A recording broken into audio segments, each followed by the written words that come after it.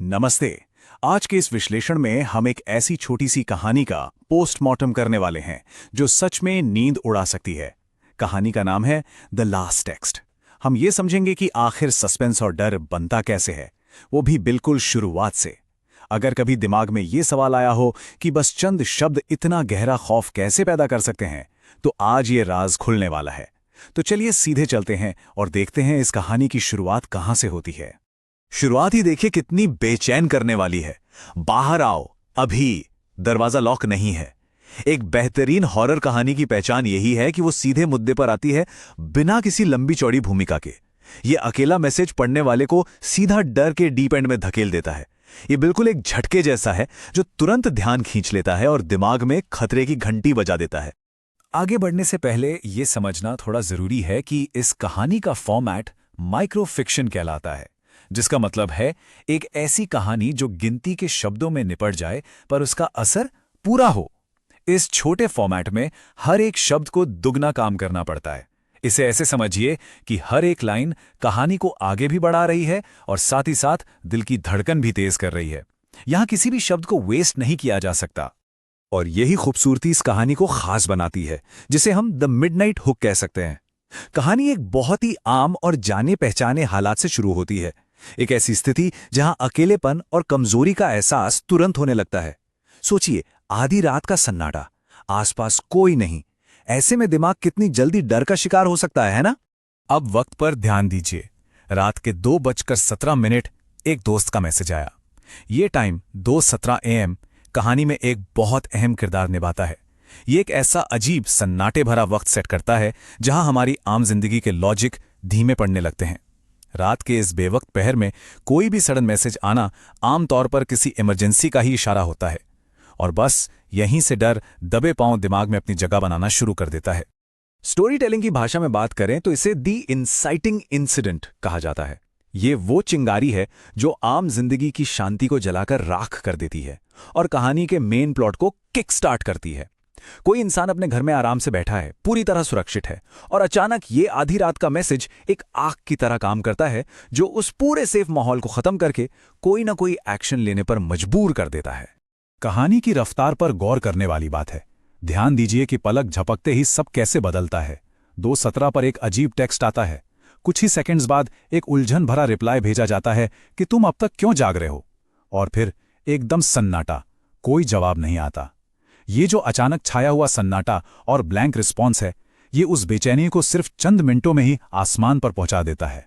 अब उस डरा देने वाले सन्नाटे के बाद यहां एक बहुत चतुर धोखा रचा गया है। एक झूठी शांति यानी फॉल्स कंफर्ट देने की कोशिश की जाती है। टेंशन को अचानक और ज्यादा बढ़ाने के लिए पहले उस टेंशन को थोड़ा कम करना जरूरी होता है। ये बिल्कुल वैसा ही है जैसे तूफान आने से पहले की वो अजीब सी शांति, ताकि जब अगला झटका लगे तो वो और भी जोर का हो। जब बाहर देखा तो दोस्त ड्राइववे में खड़ा था। मैंने दरवाजा खोल दिया। अंधेरे में एक जाने पहचाने चेहरे को देखकर एक पल के लिए तो राहत मिलती ही है। लगता है कि चलो कोई अपना आ गया है। लेकिन सच बताएं तो यही वो पल है जहां सबसे बड़ी और खौफनाक गलती होती है। उसी झूठी शांति की वजह से घर का वो दरवाजा जो सुरक्षा की अकेली दीवार था, उसे पूरी तरह से खोल दिया जाता है। ये टेक्निक मिसडायरेक्शन को बेहतरीन तरीके से समझाती है। मिसडायरेक्शन यानी ध्यान भटकाने का खेल, बिल्कुल एक जादूगर की तरह। ध्यान जानबूझकर किसी एक चीज पर लगाया जाता है, जैसे कि ड्राइववे में खड़ा वो दोस्त, ताकि पर्दे के पीछे छुपे किसी बहुत बड़े खतरे को आसानी से छुपाया जा सके। यहां दिमाग के साथ बिल्कुल वही जादूगरी खेली गई है। उम्मीद तो यही थी कि दरवाजा खोलने पर वो दोस्त बताएगा कि आखिर आधी रात को वो अजीब मैसेज उसने क्यों भेजा। लेकिन हकीकत बिल्कुल उलट निकलती है। जब दोस्त उस मैसेज के बारे में पूरी तरह से अनजान होने का दावा करता है, तो एक ही पल में वो सारा सुकून बिखर कर एक भयानक डर में बदल जाता है। पैरों तले से जमीन खिसक जाती है। उन्होंने मुस्कुराते हुए कहा, मैंने तुम्हें टेक्स्ट नहीं किया। इस एक लाइन से कहानी के माहौल में जो बदलाव आता है, वो लिटरली रोंगटे खड़े कर देने वाला है। दोस्त के चेहरे की वो मुस्कुराहट जो अभी तक सेफ और जानी पहचानी लग रही थी, अब अचानक से बिल्कुल अननेचुरल और डरावनी बन जाती है, क्योंकि दिमाग तुरंत कैलकुलेशंस करता है। अगर मैसेज उसने नहीं भेजा तो वो इस वक्त आधी रात को दरवाजे पर मुस्कुरा क्यों रहा है? ये डर का सिलसिला यहां से बस और गहरा ही होता जाता है। पहले 2 सत्रह पर वो अजीब मैसेज, फिर वो चेहरे की अननेचुरल मुस्कुराहट, मैसेज भेजने से साफ इनकार और आखिर में उस मैसेज का गायब हो जाना। ये सारी चीजें मिलकर डर का एक पहाड़ खड़ा कर देती हैं। हर नया डिटेल किसी भी पुराने लॉजिक को तोड़ता चला जाता है और बच निकलने का या खुद को तसल्ली देने का कोई रास्ता नहीं छोड़ता।